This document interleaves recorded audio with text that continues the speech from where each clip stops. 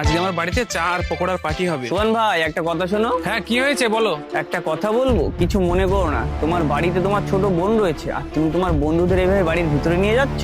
এটা করা তোমার একদমই ঠিক হচ্ছে না। এখনকার দিনকাল ভালো না। ভাই শোনো, আমাকে এত জ্ঞান দিতে হবে না। পুরো আমার বন্ধু, আমার নিজের ভাইয়ের মতো। দিনে 10 বার আসবে আমার বাড়িতে। তা তোমার কি, প্রতিবেশী হও, প্রতিবেশীর মতো থাকো।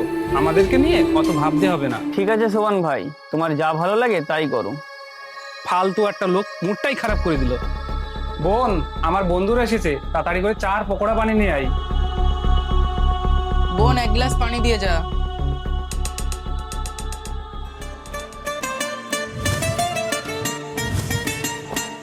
তোরা শুরু কর, আমি একটু আসছি।